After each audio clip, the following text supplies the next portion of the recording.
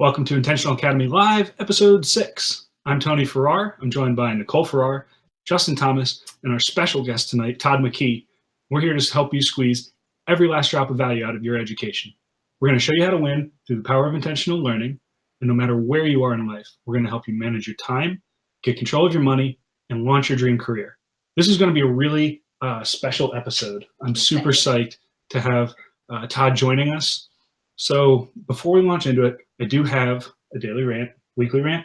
We do this weekly rant, all about the end of the semester. And then it's going to go right into, instead of a normal Q&A session, we're going to talk with Todd about a recent experience he had traveling to Puerto Rico to help with hurricane relief. And then we will end with our new favorite segment, which is cool things you can do by mashing different majors together to build a career for yourself. So shall we get started? Is everybody else with us today? Yes, we're here. You there, Todd? Cool. I'm here. Yay! All right. So the number one thing I'm hearing in the halls this week on campus, I can't wait until this is over. Can't wait for this semester to be over. And I mean, I get it. We're all tired. College semesters, they feel like a marathon. You're just running, and it's this unrelenting hustle, and it never really lets up till it's over. We give you this tease with things like Thanksgiving break, and then throw you right back into it. So I get it. I get the fact that people are looking forward to being done. But you get one life. You get one December 5th, 2017. And you've got one less day on this earth right now than you did this morning. And I hate the idea that we're looking forward to it being over. I think we all need an attitude adjustment. And so I thought that we could, for just a minute, unpack why it is that people are typically really excited to get to the end, and then shift that into more positive light, how it is that we can embrace the present instead of enduring it. And so I've got 3 theories on why it is that we're always looking forward to the end of the semester. Okay? Classes are stressful. Classes are hard work. And life after finals looks really nice. Well, there's holiday break, Christmas break, whatever you're celebrating. Right. Hang out with your friends and family. New Year's. Free time. And what about the thought that I may not have hit it out of the park this semester, so I can start from scratch next semester? Oh, yeah, that fresh start always looks inviting, right? Because classes are stressful. Everything that you do is judged, and it's stamped on your permanent record, and you've got no control over what's demanded of you. Students that I was talking to this week, it's like they get back from Thanksgiving break, and the professor's like, oh, by the way, we're going to cover one more chapter after all. Feels like. It's like this conveyor belt of crud that's just coming at you. It's like I Love Lucy with the chocolate. Everybody knows that one. Right. And the truth is you can only work hard for so long, right? Ask John Henry. He ran out of steam. We all do.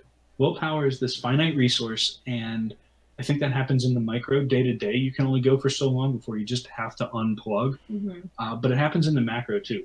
Week after week of hard work, and eventually you need a break. So here's my question. Okay. How do we embrace the present instead of literally living days of our lives just hoping they'll end? I'm not saying every day is going to be great and every day is going to be fuzzy and fluffy, but there's got to be some attitude adjustments we can make that bring ourselves into a more positive experience where,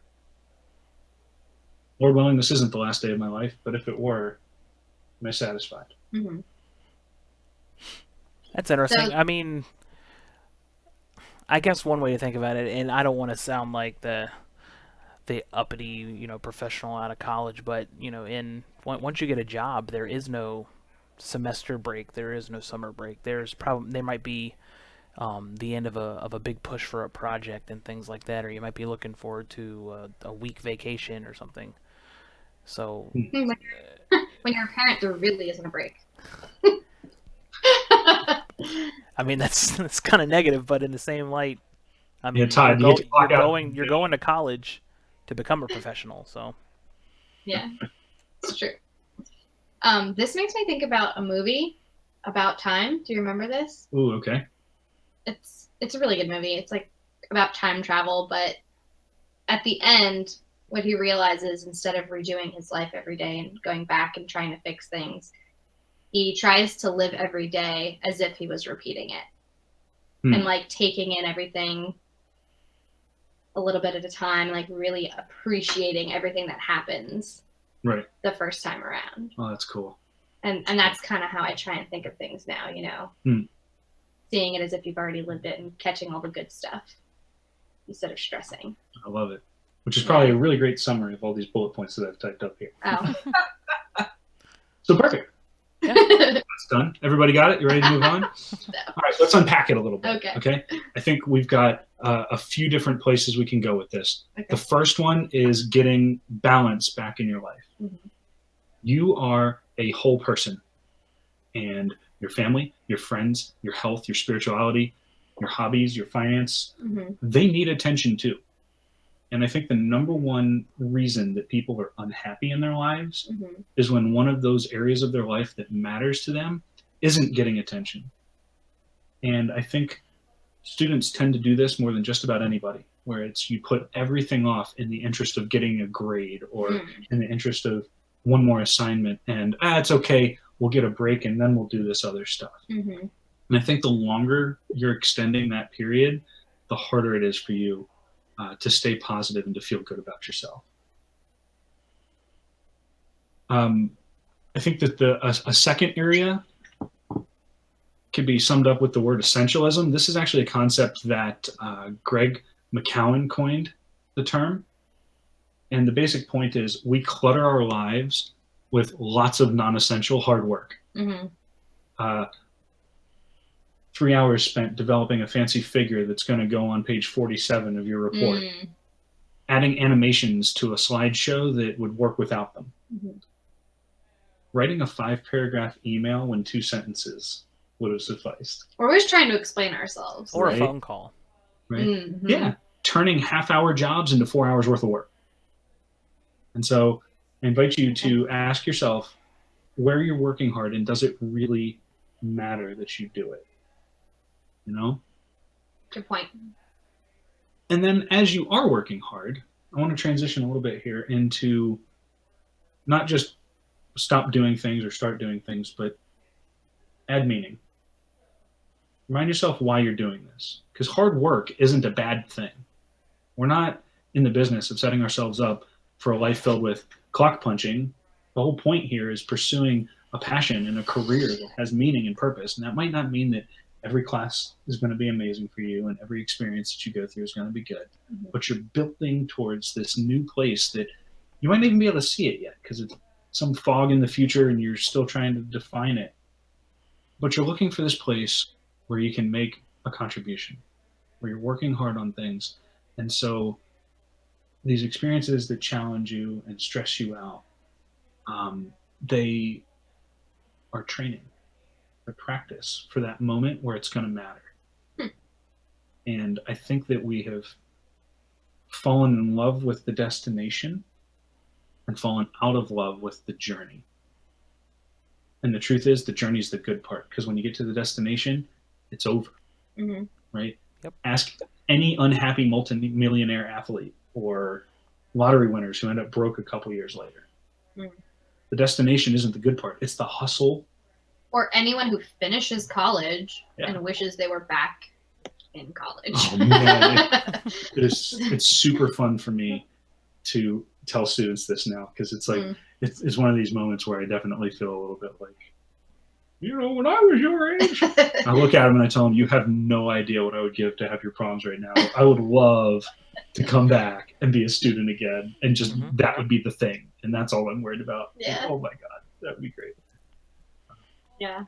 But I get it. When you're in that moment, it does not feel that way. Which brings me to my most important idea. Okay. On how to shift this so that you feel positive about things today. That stupid extra homework assignment for that extra chapter that the professor sprung on you the day after Thanksgiving break. Okay. Legacy.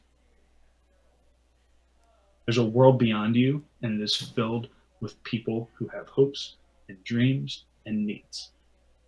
And every assignment you do, every chapter you study, every class you take, even if it's something you don't like, is preparing you to meet those people's needs, to go into this bigger world. Mhm. Right? We get very inward focused as students because you're constantly in defense trying Mhm. to get it all done.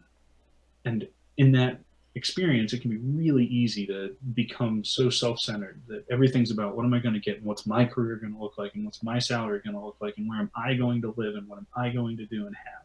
Mhm. That we forget that the real reason that any of this matters is because we're building a legacy of impact, helping other people. So what can you offer?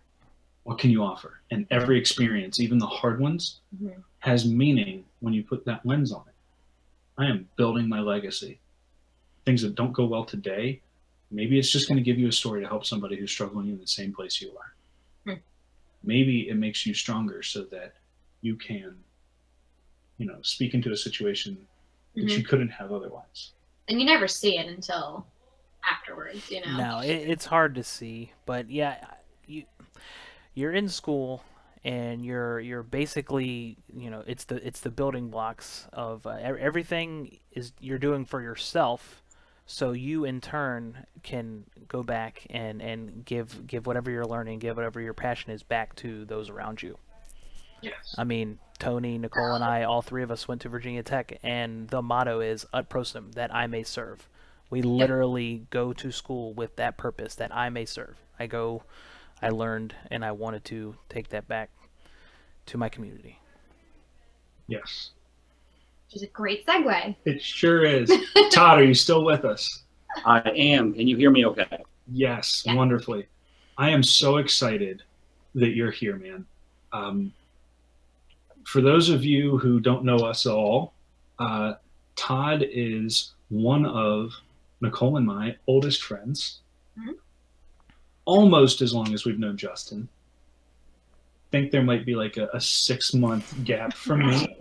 I knew Todd. Yeah, I knew Todd a little longer than you did because you came in. Sure. Yeah, it was summer of 2005. 5, 6. 4. Irrelevant. Something like a long time. a decade plus. In And that time. and don't forget, Tony, that him and his wife are one of the first couple of people to join the Intentional Academy community. Oh yeah, they're VIP. And so we got to talking the other day, and Todd just spent, it was 2.5 weeks in Puerto Rico, which, if you're watching the news, it doesn't seem to show up as much as it used to. Mhm. But it's not fixed yet. Well, I want to hear about it. And so... Hey, I'm going to leave the call and come... I have to leave the call, come right back because my volume just dropped off. I'll be right back. Okay. Okay. I'm so sorry. I'm sorry. Technical glitches. So this is a great time to remind everybody. Okay. The Intentional Academy is formed by a bunch of scrappy bootstrappers. Mhm. We're sitting in our living rooms, and we are doing everything we can to bring a valuable experience to you Mhm. without investing $300,000 in gear. And this is, in fact, I'm live. back. Yeah. Yes. Hello, Todd. It is live. My phone during and it just dropped the volume out completely. So hey, there's more tech for the phone. There you go. So can you hear me okay now? Perfectly. Yeah. Okay. So, Todd, start Yes. with what happened. Where'd you go? How'd this come about? Tell us something. Well, about a month and a half, maybe 2 months ago, my pastor put a call out from Baptist Convention looking for volunteers, and this is actually when the hurricanes were hitting Florida and Texas. I had to sign up, and went through the process. It's a very simple process, very inexpensive process. It just took it from there, and that took me to Arecibo, Puerto Rico, a beautiful town. I mean, you guys know Roanoke because it's close to Blacksburg. I kind of consider it now my sister city. But it was just an amazing experience to do that because the passion that those people have, you learn what first world problems are. My life has meaning now. I mean, it truly has a meaning beyond just selling my next home to pay the bills. It's just so much bigger than that. I mean, the life, it moves at a different pace. You see things differently now than I mean, I see things so much differently now than I ever have. And I never thought that would happen to me when I went there. I just wanted to go help move some brush and clean some houses out and maybe help someone out. And more of a blessing for me, I think, than it was for them. So what was that process of getting ready to go like? As far as training or as far as just preparing myself? Both. Training, really, it entailed an online course. Took roughly 3 hours, and then about a half a day of training in Glen Allen, Virginia, at a church. Touched on little things like things to be prepared for if you're cleaning out for a flood. I mean, things you would never expect, and how to prepare. A go package. What you need to take with you on certain trips. What was an item you were surprised by? In Puerto Rico, or just everything in general? In Puerto Rico, what I was surprised by in Puerto Rico, what surprised me most was, oddly enough, not being able to drink the water, not being able to use the water for a toothbrush. When you took a shower, you avoided water on your face. We take that for granted. I mean, of all things, I know that sounds silly, but that was the thing that got me the most, having to use filtered water on my toothbrush. Crazy, right? Yeah. Definitely. I mean, my power goes out, and I'm like, wait, for 30 seconds. So when you were packing, lots of bottles or filters or what?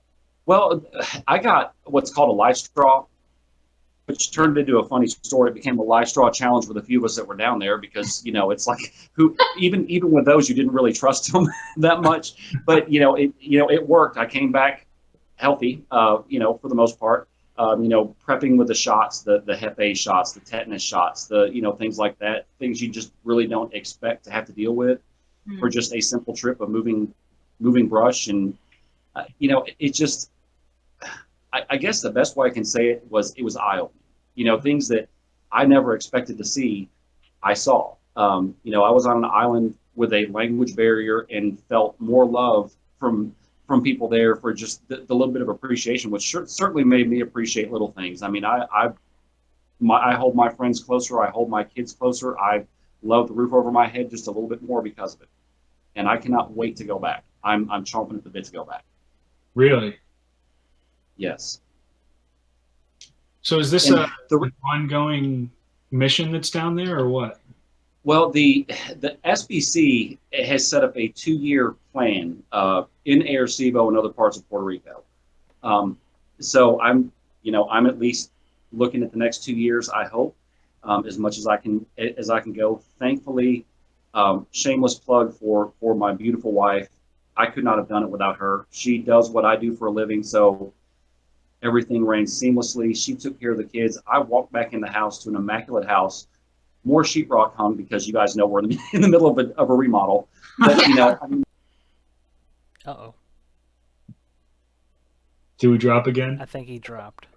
Oh, no. Well, while we wait for Todd to come back, I do have on the screen here a link to his GoFundMe, which I'll provide in the description and the comments under the video when we finish, and I'll put it on the when we post this to YouTube as well, that you can find the URL to go help out if you can.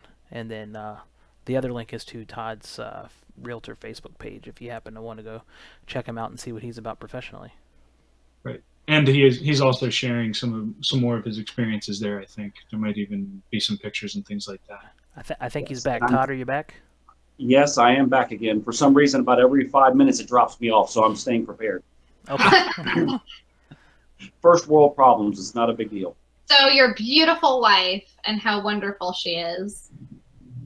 Yes. I believe that's where you left off. Yes. Well, she ran the business. She took care of the 3 kids. She kept the house going. I mean, the little things that, I try to help out around here. I realize that maybe I'm not needed as much around here as I thought. I'm just kidding. But, she just did an amazing job. I mean, and she never once let on that she was stressed about it. She never once ever discouraged me from going. As a matter of fact, she's the one who set up the GoFundMe page to go back again. Wow. So in life, when you have a partner like that, that you really, it doesn't get any sweeter than that in life. Well, in a way, she's helping the area as well because she's facilitating you being there to help.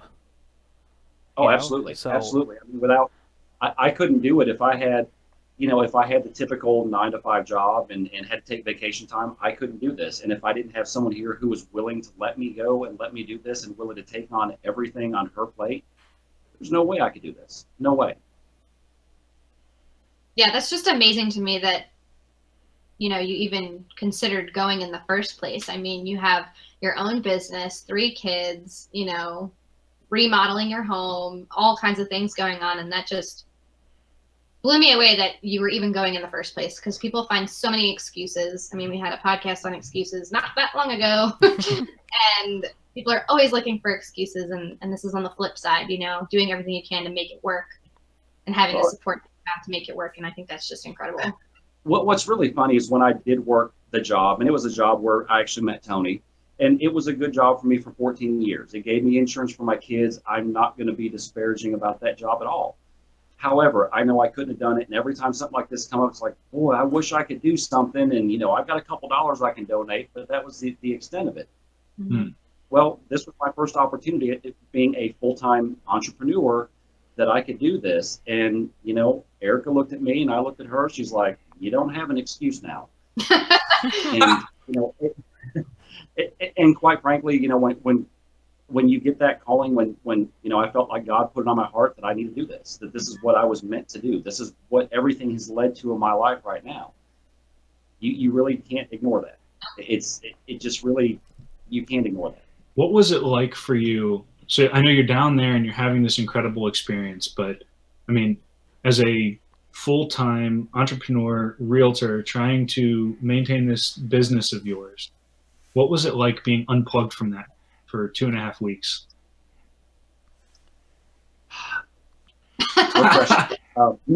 Knowing that it was in control, that it was controlled here, all joking aside, thankfully I did have service there. I could still read emails and things like that, but I knew it was in good hands. So I wasn't really that concerned about it.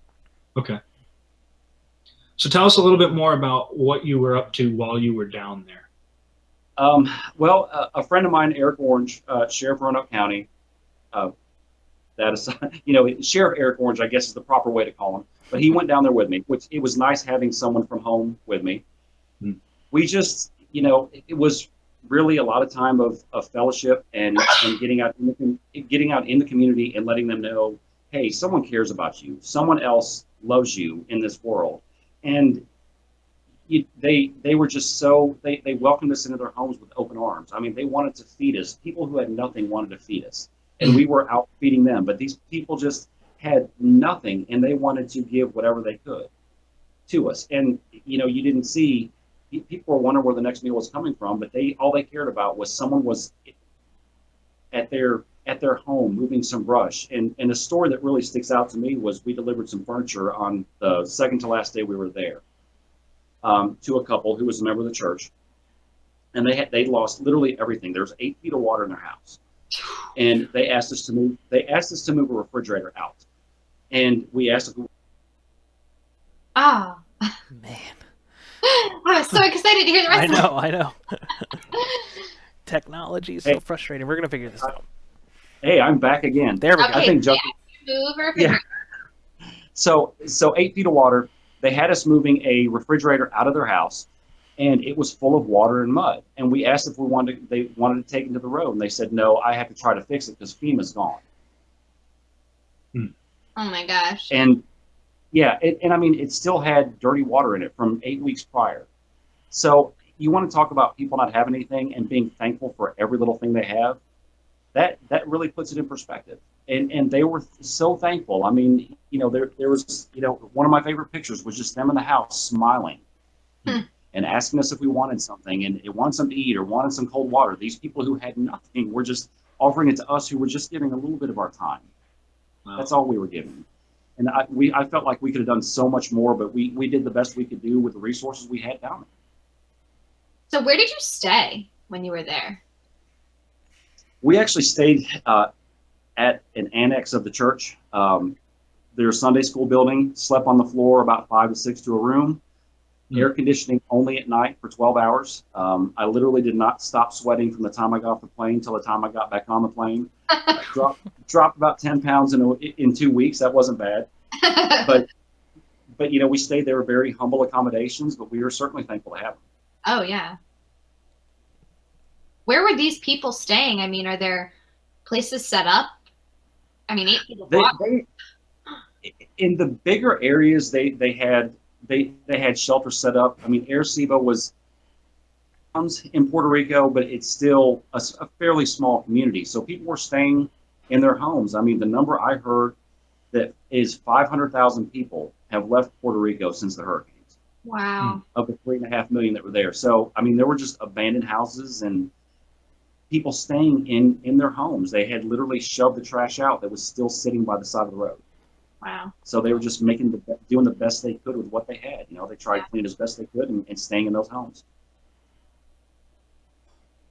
Crazy. Yeah. So Todd, we've kind of covered, where we could go to aid you in getting back the help. But if anybody that's listening or watching wants to join you or to join the community that is going down there regularly, do they follow the Southern Baptist Convention in Virginia? Where can they go to get more information to possibly sign up if they want to provide their services?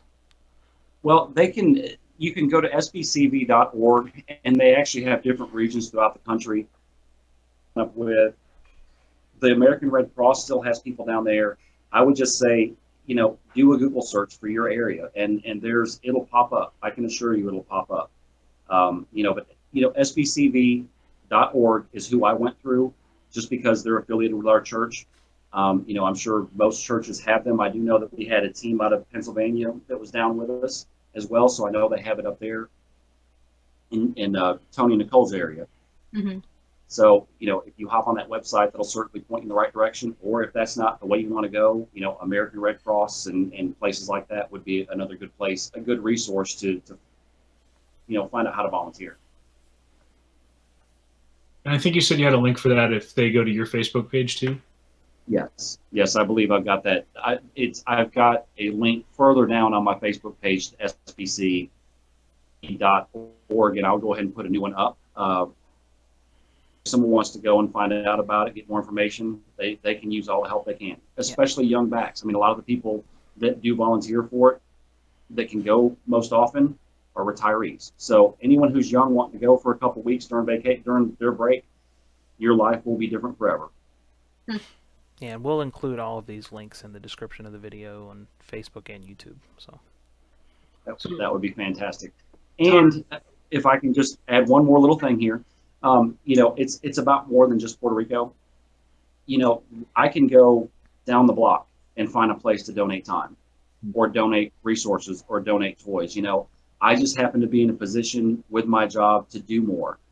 It's amazing how good it would feel just to donate a little bit of time or a little bit of money, or you just don't understand what the appreciation people have for things like that. I mean, I kind of sound a little bit more bleeding heart than what most people would know me to be, but I'm not a bleeding heart. I just believe people need to see some love in this world. I mean, we have a heart problem in this world, and I think one of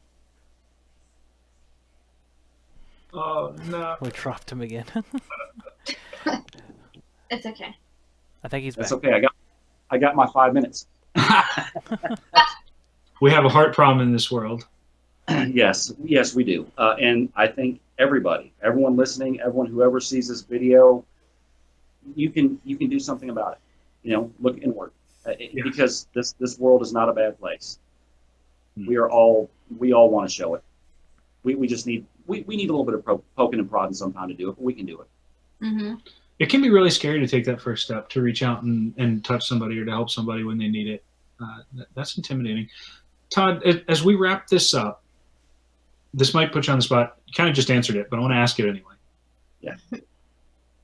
If you could give yourself advice before you had gone, knowing what you know now, what would it be? Aside from learn Spanish, that would be a good thing. The other thing would be prepared for the loneliness, because you are lonely there. Even I made some great friends. I strengthened other friendships, but you're still lonely. And be prepared for that, and be prepared for every day is going to be something new, and wake up fresh and just enjoy every day that's down there.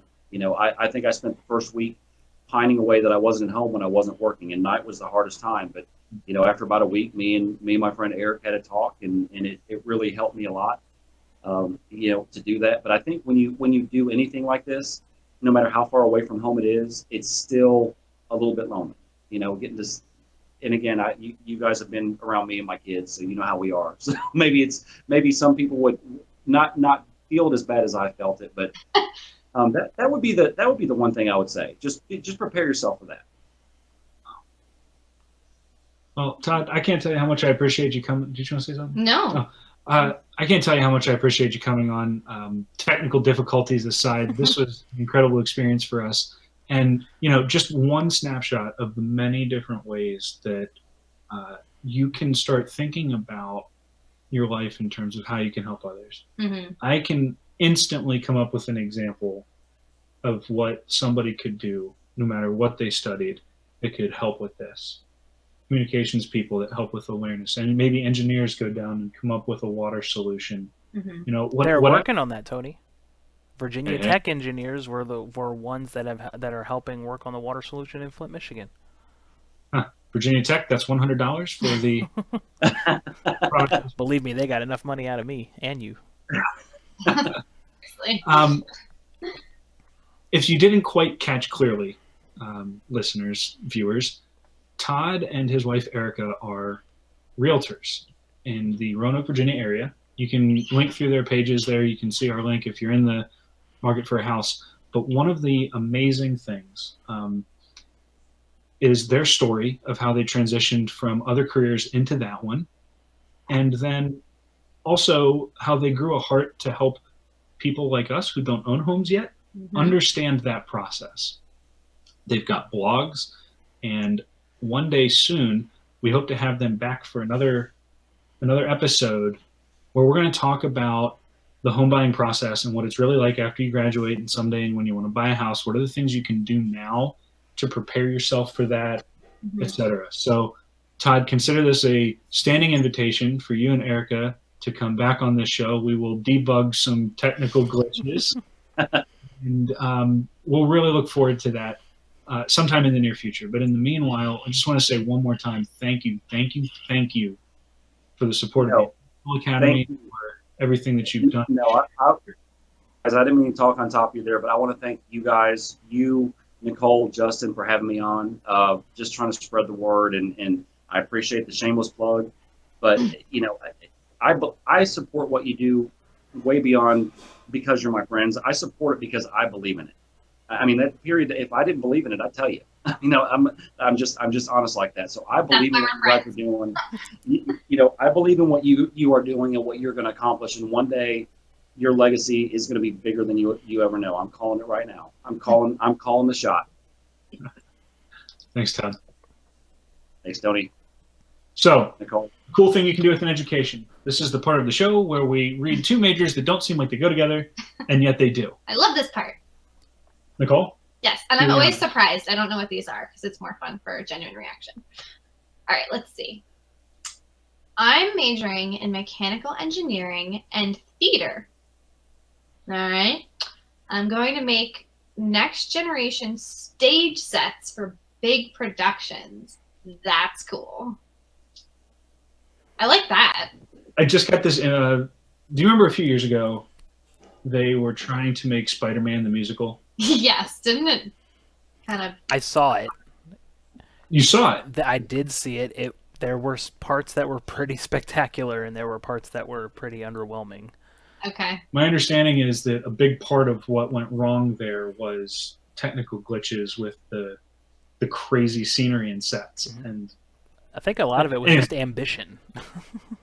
Well, maybe the tech wasn't quite there yet. So here's one more. who's, smashing things together. This is not one that I've never met a theater major who also happens to be an engineer. Talk about getting both halves of the brain educated. Yeah. It kind of sounds like somebody who would also be good at designing like illusions for blockbuster magicians and stuff like that, Yes. That's awesome. Cool job. So there you have it. A engineering job specifically in theater. There's probably ways to use that in the movie industry too, for special effects and things like that. Yeah, I think something just that this little ending does for us too is just open your mind to the possibilities, and then what those possibilities could do for you in the future. Like for Todd, I mean, their story is amazing. You really need to check them out, and to know that he put himself in a place where he could do this amazing thing. Yeah. Don't be so short-sighted. Think of any possibility. Engineering and theater. It's out there. Anything. I just want to pick majors out of a hat. See what I can come up with. Yes. And Which may not be what we're doing yet. yeah, there is a scientific correlation between success and charitable giving via either service or monetary. So, chicken and egg, or do you think that the charitable mindset starts this process? I mean, a lot of time, I don't know if there's such a thing as karma or what people believe, but putting yourself in a good mindset, just giving yourself that positive mindset of I'm able to help this person in need, and usually somehow that is returned in some way. Yes. So it just seems to work out that way. Yeah. Cool. All right. So, everyone watching, we would like to thank you. Thank you for giving us your time, your attention. We could ask one more thing. It would be to click all those buttons at the bottom. The like button, the share button. Leave us a comment. Ask us questions about life in college. We'd love to answer yours. We're hanging out on every social media platform out there, and we would just love to interact with you and have that conversation. Yeah, share any of your experiences. Like Todd had something that led you to give. We'd love to hear stories. Maybe it would be the next special guest segment we can talk to. Absolutely. Above all, go do something on purpose. Have a great night, everybody. Good night. Bye. Good night. And we're off. Hey. Yay.